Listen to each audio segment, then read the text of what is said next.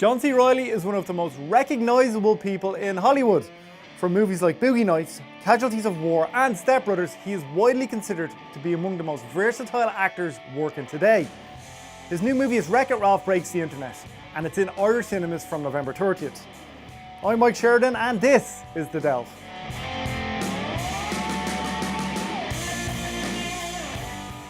Secrets here. Would you believe you were one of my first interviews? I'm one of your first. You know, you were one of my first interviews. I wish I was that young still. I like that. This is a warning to you for your first interview. All right? You got that? Good. Got about 11 years ago for Step Brothers. Remember when you and Will were in Dublin for Step Oh, Brothers? I was your first interview. Was my first interview, yeah. Well, hello again. Good to see you again. Thank you. Obviously you remember me 11 years later. You're still doing well? You're Yeah, alive? yeah. That's good. I just remember watching that. Hopefully no major tragedies in those 11 years, but I've we been all taken have a along. road to hoe, as they say. I've been taken along, but your career's gone from strength to strength. And you're one of these guys as well. You can't put you in a box at all because you've got this really eclectic. I'm too big. You have to have a big box. Yeah. But I mean, I remember back then when we did that Step Brothers interview and thinking, oh, John C. Reilly's one of the funniest people ever, and then going back and visiting some of the more dramatic stuff that you've done. That's obviously a way for you to kind of keep things fresh and to kind of attack the work quite seriously. Yeah, well, when people ask me, do you prefer comedy or do you prefer drama, I always say, I prefer to be employed. So that lends itself to variety in a career, you know, like I'm always looking for something that's different than what I've done before and changing it up so the audience doesn't get bored, you know. And for better or worse, that is something people have come to expect from me is variety. You know, when they come to see me, they expect quality and they expect variety, you know, which are good things for me, both things that I try to live up to.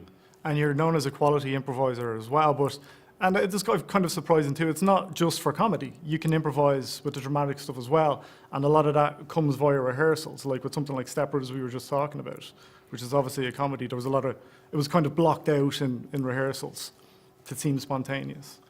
Well, yes, is this an interview about Step Brothers? No, We've already no. done that one 11 years ago. No, I think that the truth is improvisation, people tend to hear improv and they think, oh, comedy. But improvisation can be anything. Improvisation is literally not knowing what's going to come next and be your willingness to go to a sad place, a funny place, a dangerous place, whatever it is. Like that's what improv is. And I learned that actually early on in acting school. My first serious acting teacher was an improvisation teacher. He taught this book by Viola Spolin called Games for the Theater. If you haven't checked it out, check it out because that was really the Bible for me as an actor. And that teacher his name was Patrick Murphy actually.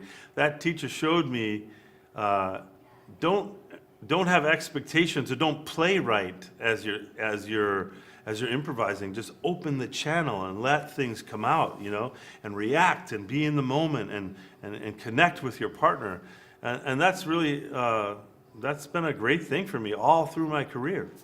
And what about with something like Wreck-It Ralph? Because obviously it's a voice. Do you have the room for kind of spontaneity there where the animators can work around you a little bit? Yeah, you definitely have so much, even more room for spontaneity when you're doing an animated film because, number one, you're not bound by the laws of physical reality. So you can come up with crazy ideas and the animators can make it happen. But you're never racing the clock. You're never trying to beat the sun as it's going down like you are in a live action film when you're shooting outside. You always have the luxury of time, which is wonderful. I mean, that really breeds creativity. It's very fertile because the animators are always weeks and weeks behind you. You know, you record 4 hours of dialogue. It takes them a month to catch up with you, if that. Often more time than that. So as a result, the recording studio on an animated film, at least in the world that we created for ourselves on this one with Rich Moore and Phil Johnson and Sarah. It's one of like this kind of madcap laboratory almost, you know? You're in there just throwing ideas back and forth and you can, you know, unlike a film set where like you get to like take 10 or 11, people start looking around like, how much more of this are we going to do? Like, we do need to move on to get the rest of the day. When you're making an audio recordings, you can just do it as long as you want. You have as much time as you want to take to do it. So that creates a lot of great ideas and a sense of freedom in the room. And the nicest part of the movie is obviously the relationship, or between both movies, is the relationship between you and Sarah's character. Is that a tricky balance to get right? Because you obviously want the sweetness to be there, and you guys know each other quite well off screen too.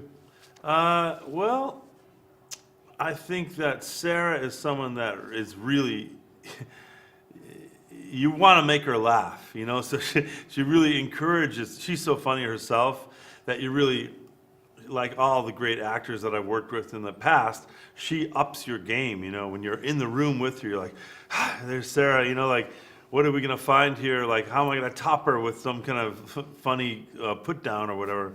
Stink brain or diaper baby or whatever, these crazy things that we call each other. So yeah, in a way, it's a shortcut to chemistry.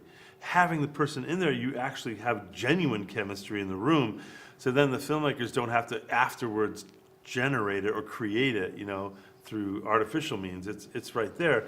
And the feeling, you know, a lot of animated films, they record the actors separately and then they just sort of edit it all together. And that can work sometimes. Sometimes it can work seamlessly and you would never know. I've done animated movies where I've played best friends with people and have never been in the same room with them.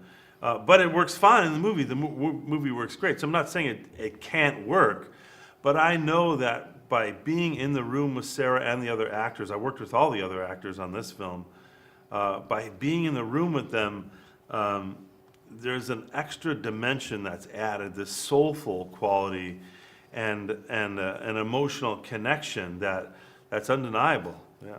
And you're talking about raising the bar there as well. Your first movie was Casualties of War, with Sean Penn, and I know you met your wife on that movie too. Brian De Palma, the great Brian De Palma, directed it. What was that like for a first movie experience? Because I know you made 2 more movies with Sean after that and worked with an incredible array of directors throughout the 90s. Well, yeah, Casualties of War was a crazy experience. Holds up really well. It's still a really good movie. Oh, thanks. Yeah, it's kind of an intense movie to watch, but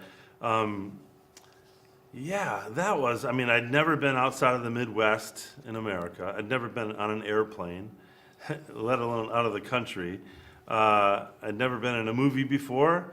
I'd never met a movie star before. Like, all of it was brand new. So that said, I was very well trained in the theater in Chicago.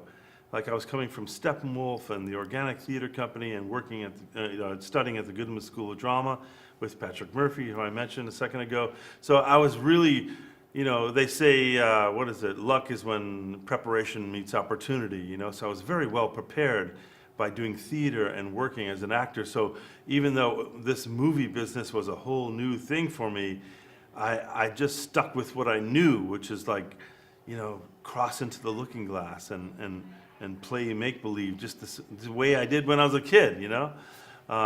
And luckily, on that first film with someone like Brian De Palma and Sean Penn, Michael Fox, those guys all supported me and encouraged me to find my way into the movies. Sean especially. Sean was a really early supporter of mine, and like you said, I went on to do 2 more movies with him. Actually, 3 more movies with him. We made Thin Red Line years and years later together. Terrence Malick. Yeah, and hence Sean was how I met my wife. My wife used to work for him, so yeah. Thank you, Sean. I owe you a lot. Yeah. Final question before I let you go. Like, we've talked about Brian De Palma there, you talked about Martin Scorsese, you've worked with Adam McKay, who's gone on to win an Oscar as well.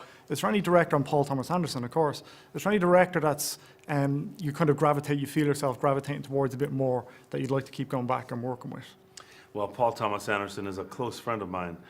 So yeah, I definitely said, when are we getting the band back together?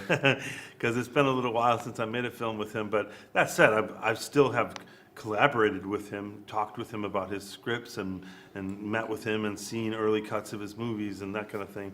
So we're still connected, but yeah, that is someone that I would love to get back together with for sure. I think people would love to see it too. John C. Reilly, thanks so much for your time. My pleasure. Thanks so much, Sean. Good to see you again. Yeah, Thank you very likewise. much.